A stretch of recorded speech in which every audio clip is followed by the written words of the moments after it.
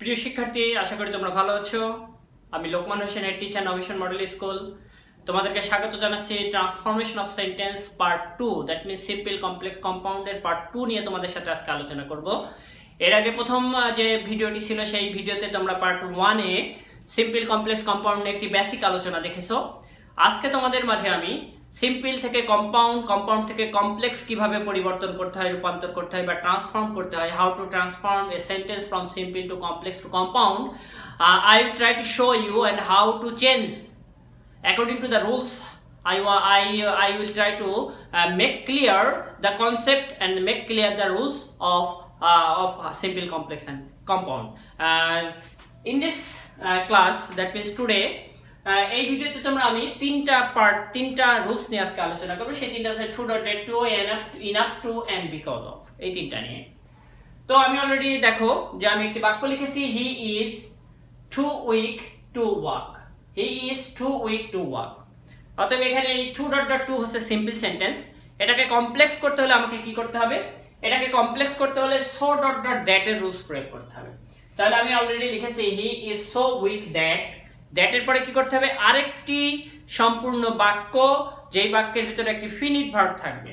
আর so dot dot দ্যাটের rules হচ্ছে so dot dot that, দ্যাটের পর সে subject বসাতে হবে এবং সাবজেক্টের পরে টেন্স অনুযায়ী according to tense can not অথবা কুড নট ইউজ করতে হবে। সেই ক্ষেত্রে যেহেতু এটা ইজ আছে, দ্যাট মিন্স প্রেজেন্ট টেন্স আছে, সেহেতু আমরা সাবজেক্টটি বসিয়ে ক্যান নট বসাবো। সেটা কি বসাবো? হিটা আবার নিয়ে আসবো, তারপর can not, he can not walk. দেখো কি করলাম আমরা, হি is so weak that he can not walk. এখানে ইজ না থেকে যদি এখানে ওয়াজ থাকতো তাহলে আমরা কি করতাম? টেন্সটা আসলে ধরার জন্য দেখো এটা তোমরা মাঝে মাঝে ভুল করে ফেলো। হি ওয়াজ টু উইক টু ওয়াক, এক্ষেত্রে হবে হি ওয়াজ সো উইক দ্যাট। এইবার এখানে কিন্তু কান্ট হবে না, এখানে এবার আমাকে বসাতে হবে কুড নট বা couldn't. He was so weak that he could not walk.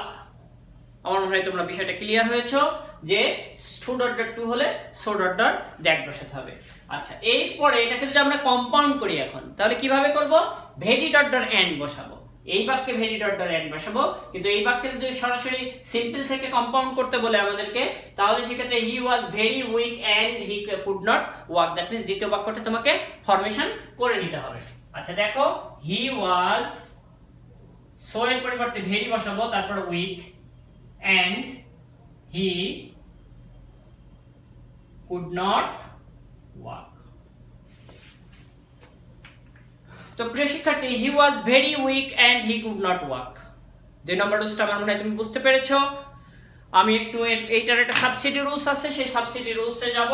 সেটা হচ্ছে এখানে দুইটা সাবজেক্টই এক ছিল, অনেক ক্ষেত্রে দুইটা সাবজেক্ট এক থাকবে না ট্রু ডট ডট টু এর সূত্রে। সেই ক্ষেত্রে আমরা কি করব সেটা নিয়ে আমি একটু আলোচনা করব। দেখো ট্রু ডট ডট টুর ক্ষেত্রে সূত্র এক থাকবে না, কি হবে তাহলে? দেখো, ইট ইজ টু হার্ড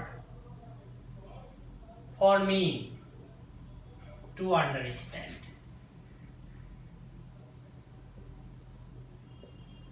এই ফর মি দ্বারা যেটা বোঝাইছে সেটা হচ্ছে দ্বিতীয় বাক্যের সাবজেক্ট হচ্ছে এই মি, দ্যাট মিন্স আই। ঠিক আছে, এটা তোমাদের ধরতে হবে। এইভাবে যদি থাকে সেক্ষেত্রে এটাকে আমরা কমপ্লেক্স করব কিভাবে? দেখো, it is so hard that I, that means এই মি এখানে সাবজেক্ট হয়েছে দ্বিতীয় বাক্যের, আই ইজ আছে এই কারণে ক্যান নট বসাবো, আই ক্যান নট আন্ডারস্ট্যান্ড। প্রিয় শিক্ষার্থী, এটাকে যদি আমরা এখন কম্পাউন্ড করতে চাই তাহলে কি হবে? দেখো, it is very hard and I cannot understand. Okay, আমার মনে হয় তোমরা ক্লিয়ার হয়েছো। ট্রু ডট ডট টু থাকবে, বাট মাঝখানে যদি ফর থাকে, ফর থেকে কোনো প্রোনাউনের অবজেক্টিভ ফর্মে থাকে, এটা হচ্ছে দ্বিতীয় বাক্যের সাবজেক্ট ধরতে হবে।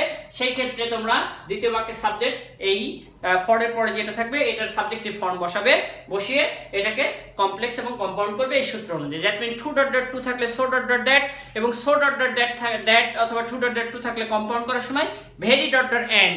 এই তিনটা পয়েন্ট যদি মনে রাখো তাহলে মনে হয় তোমরা সহজেই এটাকে সিম্পল থেকে কমপ্লেক্স এবং কমপ্লেক্স থেকে কম্পাউন্ড অথবা ইন্টারচেঞ্জ যদি করতে দেয় আশা করি তোমরা পারবে।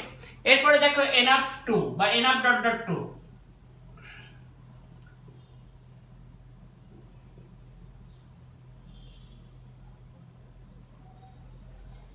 enough money to help us। enough to এর ক্ষেত্রেও so dot dot that বসবে কমপ্লেক্সে, কিন্তু নেগেটিভ হবে না, সেক্ষেত্রে হবে পজিটিভ। মানে ওখানে যেমন ক্যান নট বসিয়েছিলাম এখানে হবে শুধু ক্যান অথবা কুড। সেটা কিভাবে দেখো, he has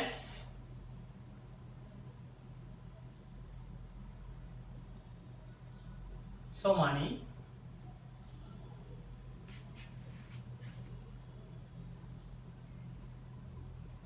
that he can help us। he has so money that he can help us। আচ্ছা, এটাকে যদি আমরা এখন কম্পাউন্ড করি তাহলে হবে he has, এখানে আসলে ভেরি আমরা বলেছি কিন্তু এখানে মানির আগে আসলে ভেরি বসে না, মাস বসে, মাস বসে বা মাস মানি and he can help us। আচ্ছা, এটার আরেকটা एग्जांपल দিয়ে আমি বোঝাবো। এই एग्जांपलটা একটু ক্রিটিক্যাল ছিল, তোমাদের আরেকটি সহজ एग्जांपल দিয়ে আমি ক্লিয়ার করে দিই। দেখো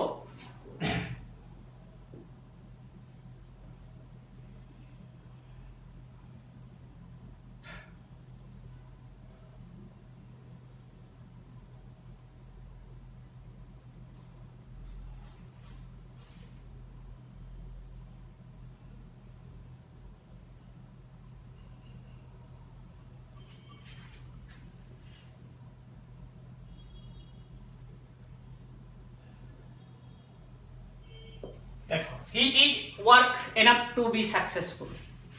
আচ্ছা, তাহলে এটা আমরা এইভাবে করি, he did so work that he can be successful। একইভাবে দেখো he did very hard work দিয়ে, এখানে সো এর পরিবর্তে হার্ড ব্যবহার করি একটু ব্যতিক্রম, hard work and he can be successful। এটা হচ্ছে কম্পাউন্ড। তো প্রিয় শিক্ষার্থী আমরা তৃতীয় রুলসে চলে যাই, বিকজ অফটা দেখো।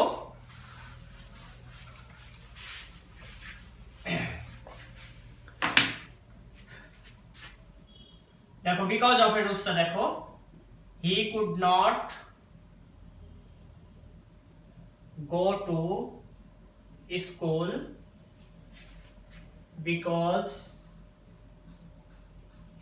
of his illness।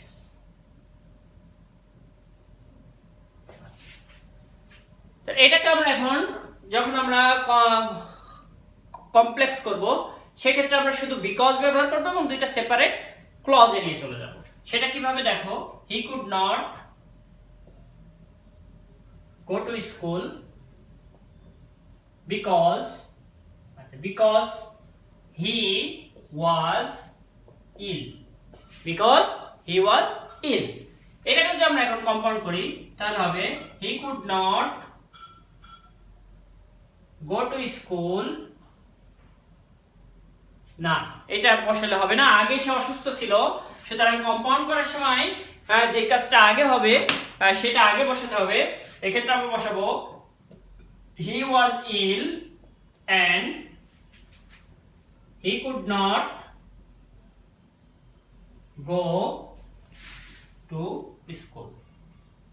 তার মানে আগে যেহেতু অসুস্থ হয়েছিল এর জন্য অসুস্থটা আগে বসাতে হবে, এটা তোমাকে একটু বুঝে বসাতে হবে। তো প্রিয় শিক্ষার্থী, এই তিনটা রুলস আমি তোমাদের এখন এই ক্লাসে আলোচনা করলাম, বা আজকে যেটা আলোচনা করলাম এই ভিডিওতে, তোমরা এটা প্র্যাকটিস করো এবং তোমরা যদি কোনো ধরনের প্রবলেম ফেস করো আমাদেরকে জানাও বা আমাদের সাথে কন্ট্যাক্ট করো, আমার সাথে কন্ট্যাক্ট করো। আমি আশা করি তোমাদের এগুলো সমাধান দিব। আর এই টপিকসটা নিয়ে ভয় পাওয়ার কোনো কারণ নেই। টেক ইট ইজি এবং make practice more and more the previous exam question. Try to solve this. I think that you will be clarified yourself. হ্যাঁ, তোমরা নিজেরাই পরিষ্কার হয়ে যাবে এবং প্রবলেম হলে আমাদের সাথে কন্ট্যাক্ট করো, আমি তোমাদের সলভ করে দেবো ইনশাল্লাহ। আর এই রুলসগুলো, এই তিনটা রুলস প্র্যাকটিস করো। ধন্যবাদ। পরবর্তী ক্লাসে আবার অন্য কিছু নিয়ে তোমাদের সাথে কথা হবে। এইটার 3 নম্বর এপিসোড নিয়ে কথা হবে আশা করি। তো আল্লাহ হাফেজ।